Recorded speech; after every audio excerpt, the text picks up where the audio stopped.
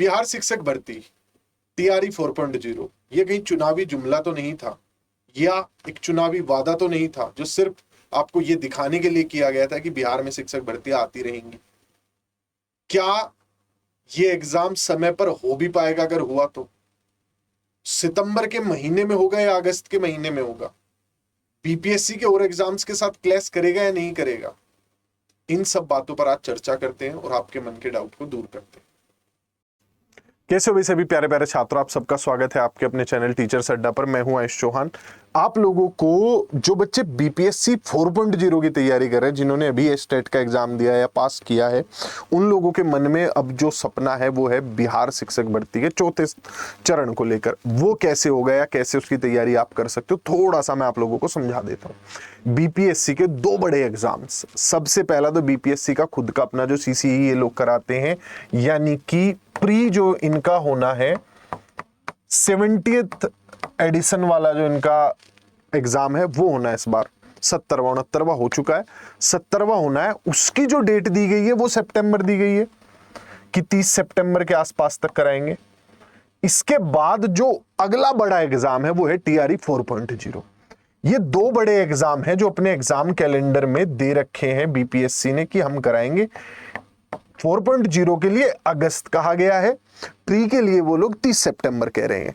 ना तो अभी उसके फॉर्म आए हैं ना अभी इसके फॉर्म आए हैं, ना उसकी वैकेंसीज बताई गई है ना इसकी वैकेंसीज बताई गई हैं।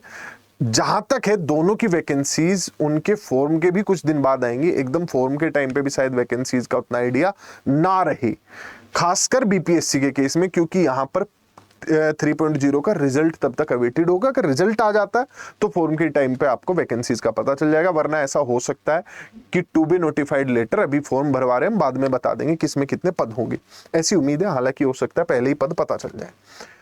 अब इन दोनों ही तारीखों को लेकर बच्चों के मन में संशय है कि कहीं लेट ना हो जाए बीपीएससी एग्जाम्स करवाने में। तो मैं आपको बता देता हूं कि लेट उधर भी लग रहा है लेट होगा, इधर भी लग रहा है लेट होगा, लेकिन ऐसा कुछ उम्मीद नहीं है, क्योंकि बीपीएससी अपनी चीजों को इतना ज्यादा डिले करते नहीं है। टीआरई 3.0 में कोर्ट के स्टे के बावजूद भी काफी तेजी दिखाते हुए अब फाइनल डेट जो है जुलाई की जारी कर दी गई है, जिसमें कि काफी सारी अड़चने आई। एग्जाम लीक हुआ, हाईकोर्ट ने स्टे भी लगाया, वो सारी चीजें उनसे पार जाकर ये एग्जाम करा रहे हैं जुलाई में।